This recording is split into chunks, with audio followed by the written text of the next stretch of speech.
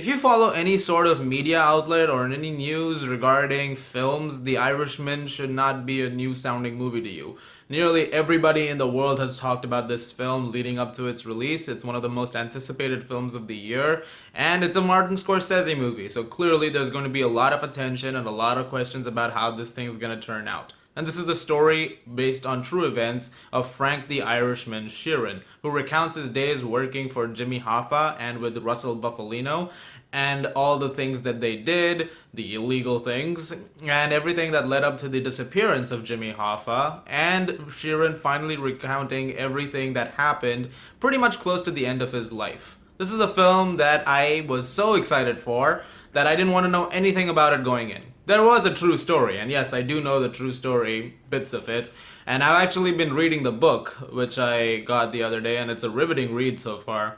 But I wanted to go in as blind as possible to see what Scorsese made of the material. Because I haven't actually seen any trailers for it either. I went in so blind that I had no idea what to expect in terms of a visual cue. So when the film starts out and I was starting to watch it from start to finish, everything was just a brand new visual to me. And I've started to enjoy that a lot nowadays, to just see things for what they are without having to see any prior preconceptions of what to expect. And they've been enriching experiences. This is also the second movie only this year where I have rushed out of the house in the middle of like nowhere, and I just decided to go see it first thing in the morning. The other film this year was Midsummer. And now that I have seen this film, I can't wait to talk to you guys about it. And boy oh boy, where do I start? Martin Scorsese is one of the greats. This is undisputed. He has made some of the greatest films of all time. Regardless of his Marvel comments or whatever, I don't really care. I mean, the guy's entitled to his own opinions as far as I'm concerned. But in all honesty, the thing about his films is that they're so legendary, he can say whatever he wants to. I mean, it doesn't change what you think of those movies. That being said, I was so excited for this film that I wasn't even really paying attention to their comments on it. I just wanted to see The Irishman. And now that I've seen it, I can officially say that this film is a masterpiece. This is one of Martin Scorsese's best films. Heck, this might be his best film ever. I think what he's done here is monumental, and this is a really tough film to make. In a lot of ways, this is sort of the final product based on things that he's made before.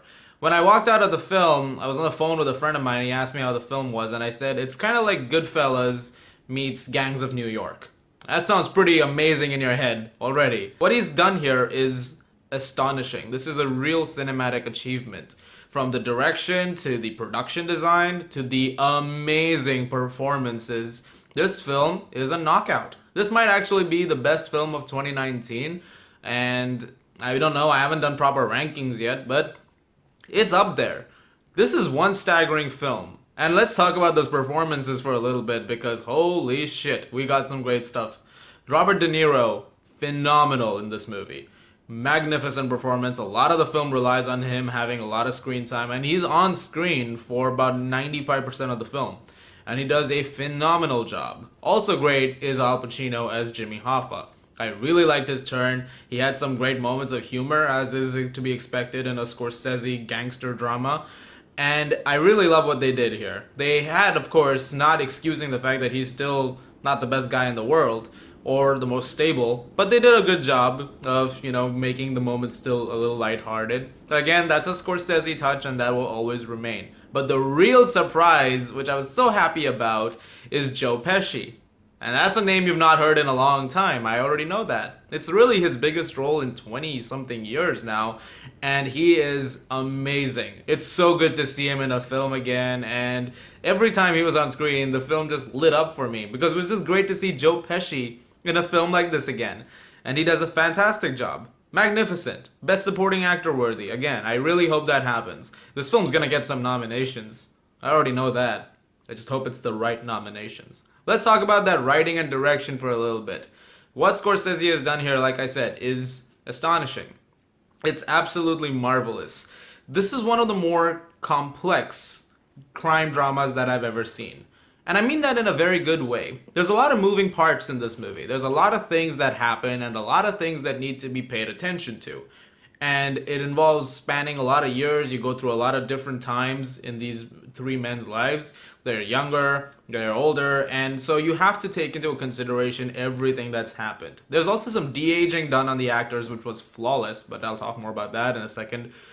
But what happens is, because of that, the film has to have you focus on a lot of different things taking place. And sometimes that can be a daunting task, especially for the runtime of this film, which is about 210 minutes. And this film marvelously accomplishes that. Not a second seems wasted. Not a detail is forgotten. This film so meticulously crafts itself and the world it builds around that, just showing you how this mob operates, is incredible. That is why I think this is Martin Scorsese's masterpiece in a way, because what he's done here is monumental in that regard. And I have to talk about that runtime for a second, because Thelma Schoonmaker, his usual editor, what she's done here is amazing. When I was walking out of the theater, there were a lot of people around me asking how long the film was, and everybody was checking their watches. It was 3 o'clock in the afternoon, exactly 3 hours and 30 minutes. And I remember everyone unanimously looking at their watches and saying, how is it possible that was 3.5 hours? Because it felt like an hour long.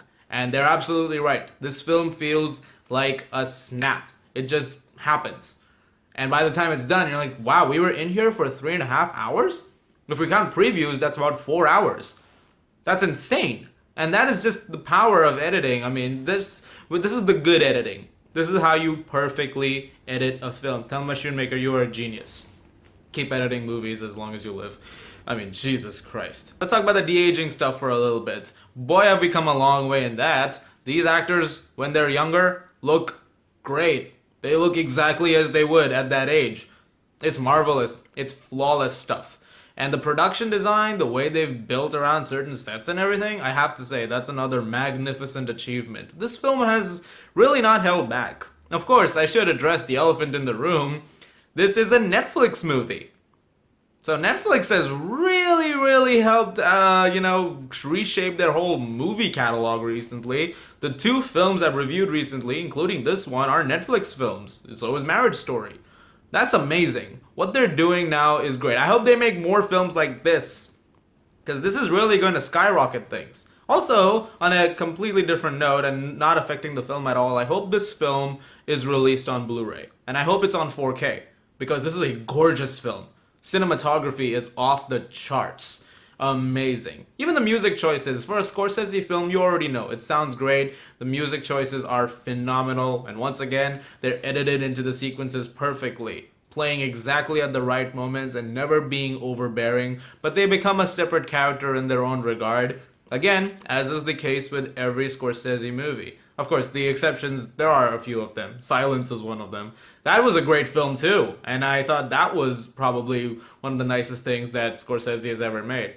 This, I think, tops that. This actually tops a lot of what Scorsese has made because of just the sheer scale of it and how much command he has over it. And he doesn't let it slip up for even 1 second. This film is a remarkable achievement. Now, if you get a chance to see it in theaters, I highly recommend it. This is a cinematic experience. It needs to be seen on the big screen. If you cannot see it on a big screen, if it's gonna take some time, then I guess you'll have to wait for Netflix on the 27th. But if you have a screen near you that's showing this, please go to a screen and see this movie. This really deserves it. Please spend your money on this. Now, this is just a call for it, because if you want to see more films like this, go out and see those films. And when it drops on Netflix, like I said, if you can't, stream this thing so much it breaks records. Before I sign off the review, let me just quickly talk about one thing, and that is the supporting cast. They're also really well directed. Yes, sometimes they don't contribute much to the plot, sometimes they actually do. And in one case, in one character's case, what they've done with that character is interesting because this character does not have many lines after a while. But they say one thing at one point in the movie, and that's it. That's their moment right there. And it was well earned. So Scorsese did a great job of using characters in a way that even if they didn't have a lot of time, making sure their moments counted. And I think that's a remarkable achievement in its own regard. Amongst a sea of magnificent achievements, surrounding this entire film. Please see this film whenever you get a chance to. The Irishman is arguably my favorite movie of the year and deserves to be seen and deserves to be loved, and it should be up there with some of the greatest films of all time. It's definitely one of the best gangster films ever made, potentially the best. It's just amazing. And of course, The Irishman gets a 10 out of 10.